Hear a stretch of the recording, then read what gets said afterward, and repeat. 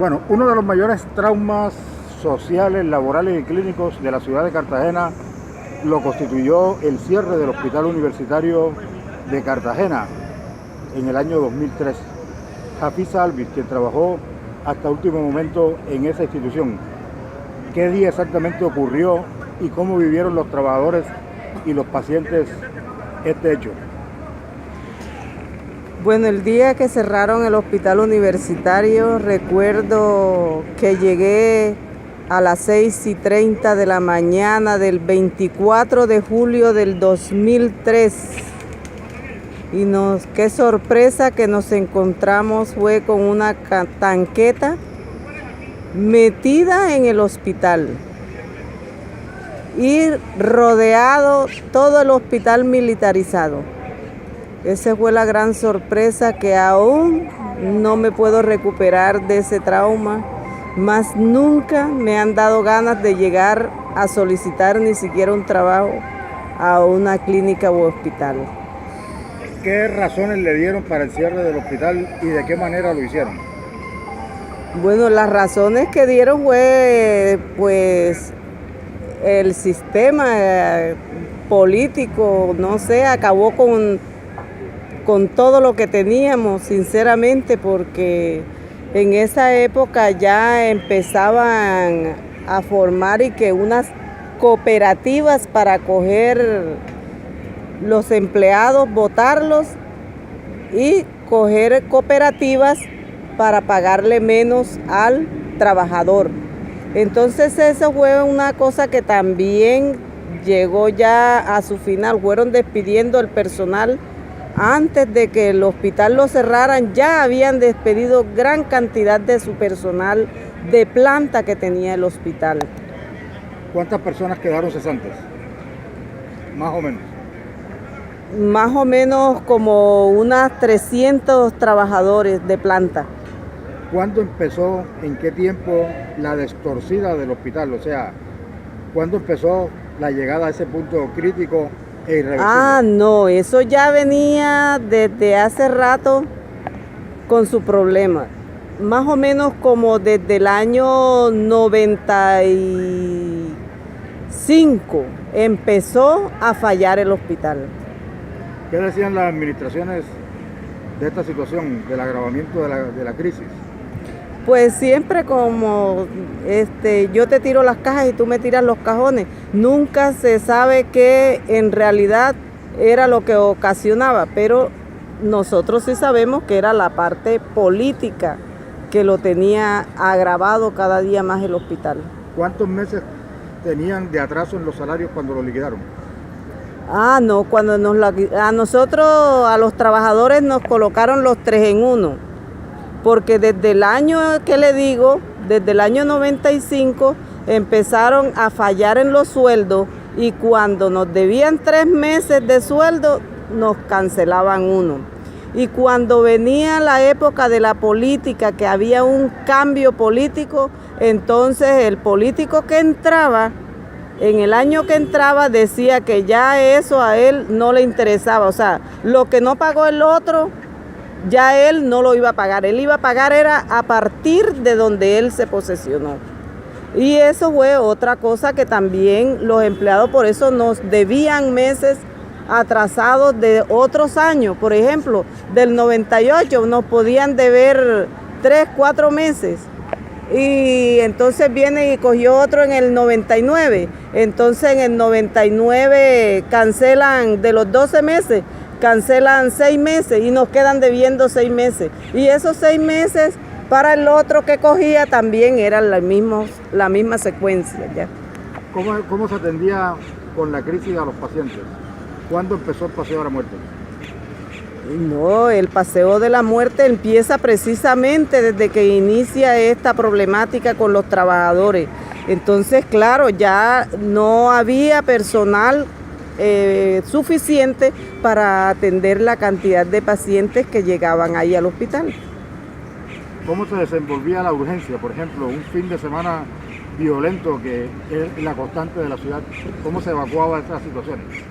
Esas situaciones se evacuaban, no regresando los pacientes, no los atendían sí, a tiempo, y el paciente muchas veces moría ahí porque no había quien lo atendiera. ¿Se fueron cerrando servicios y pisos o continuaron estos abiertos y no se prestaban porque no se podía? No, los servicios se fueron cerrando lentamente. Se fueron, por ejemplo, el quinto piso, que tenía una sala tan especializada como era ginecología, y la sala de cuidados intensivos de neonatología también existía en el quinto piso. Todo eso se fue cerrando y no existió más. Desde el año 98 no abrieron más lo que era la parte de ginecología especializada, que ahí era la única parte en donde se atendían los pacientes embarazadas con problemas. Allá no se atendía el paciente de parto, un trabajo de parto normal. Toda la paciente que iba allá de ginecología era porque tenía problemas.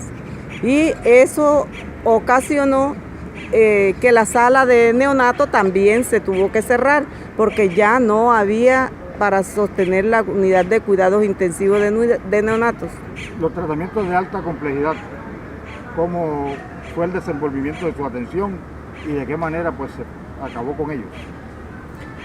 La alta complejidad es que esto fue lo que acabó con la alta complejidad. Ya los pacientes de alta complejidad no los podían llevar al hospital universitario, y es ahí donde empieza el paseo de la muerte, porque ya ahí el hospital no tenía capacidad para atender esos clases de pacientes.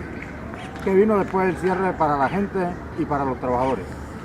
No, para la gente a mí me dio mucho pesar de que el pueblo no se pronunció en su debido momento ante esta situación, ya que era el pueblo quien también tenía que reclamar el lugar de atención para ellos. Y aquí el pueblo quedó quieto, ninguno reclamó nada. Es más, a los trabajadores, cuando nosotros hacíamos paro, el pueblo mismo nos echaba la culpa que nosotros no queríamos trabajar y no nos ayudaban a defender nuestros derechos.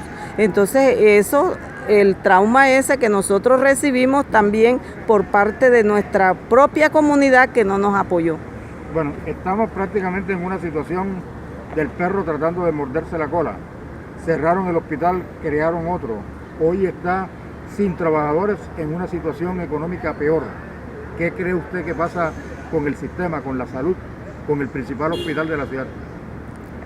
No, ese sistema de la salud con el principal hospital, y no solamente la parte de atención, sino que el hospital tenía una estructura, era el único que cumplía con la norma aquí en la ciudad. Y ese hospital ya lo han destruido todo, haciendo cuchitriles en sus espacios, que eran unos espacios que cumplían con la norma. Ya no han abierto nunca más, lo han puesto en servicio completo. Solamente han puesto en servicio primero, segundo, tercero y cuarto piso. De allí no han vuelto a abrir el quinto piso para arriba, eso no existe nada. Está todo abandonado. ¿Qué recuerda de sus primeros días en el hospital cuando entró a trabajar y de los últimos? Los primeros días recuerdo que el hospital tenía lo último en comunicaciones, lo último en tecnología. Era el mejor hospital, no solamente aquí de Bolívar, de toda la región Caribe. Todos los pacientes era aquí. Es más, los de Valledupar, Riohacha, todos esos pacientes eran para el hospital universitario. Y qué tristeza que desde el año 90 para acá, esa comunicación tan especial que tenía el hospital se fue acabando, la acabaron, mejor dicho. Ya la comunicación del hospital era tan difícil, ya no tenía ni siquiera ni un altavoz, ni unos citófonos, nada. Así acabaron con el hospital. ¿De los últimos días? De los últimos días más triste, que no tenía ni una gasa para hacerle una curación a un paciente cuando llegaba. ¿Quiénes acabaron con el hospital? Bueno, eso sí, ya tiene que preguntarle quiénes acabaron con el hospital. Yo pienso que la clase política, pero en general todos aportaron su granito de arena para acabar con el hospital. Es más, aún no entiendo el por qué eso que tiene que el hospital pertenece a la Universidad de Cartagena y qué cosa que hoy quieren quitarle el edificio a la Universidad de Cartagena, cuando si la Universidad de Cartagena debería de coger el edificio y también la parte administrativa del hospital para que pueda así cumplir ambas cosas. El hospital, la Universidad de Cartagena puede cumplir con la parte educativa y asistencial de los pacientes y de sus estudiantes, ¿ya? Entonces así podemos avanzar, podemos contribuir con que el hospital universitario pueda continuar con sus servicios. Si la Universidad de Cartagena se hace cargo de